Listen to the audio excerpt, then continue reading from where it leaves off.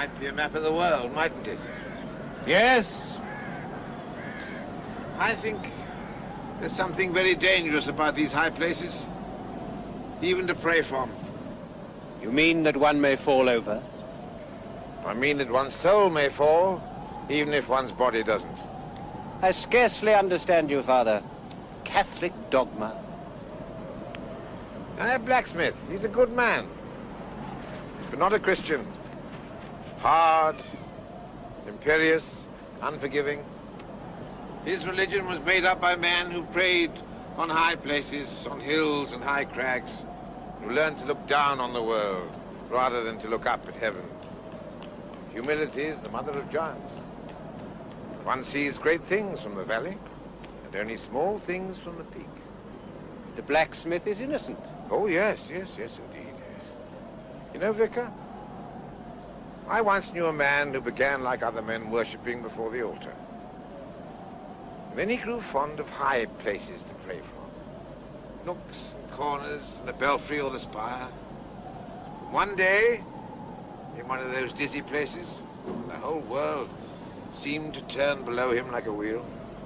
His brain turned also, and he fancied he was God. So that although he was a good man, he committed a great crime. He took it upon himself to judge the world and to strike down the sinner. Now, he'd never have had such a thought had he been kneeling with other men on the floor. He saw all men crawling about like insects, and one in particular, strutting just below him, insolent, evident by a bright green hat.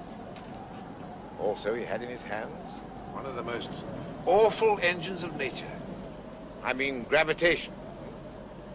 That mad and quickening rush by which all Earth's creatures fly back to her heart when released. You know, Reverend, if I were to toss a pebble over this parapet, it would come to Earth with the force of a bullet. If I were to drop a hammer, even a small one. No. Let me go. Let me go. Not by that door. That door leads to hell.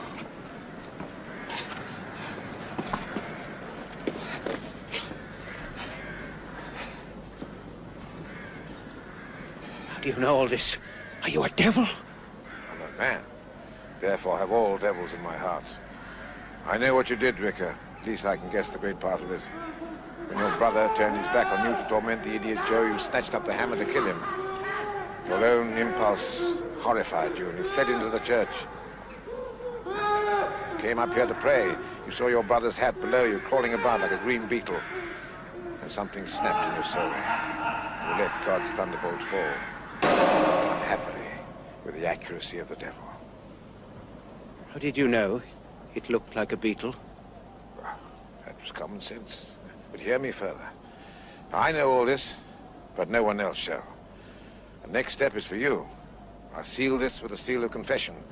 I leave things to you because as yet you have not yet gone very far wrong as assassins go.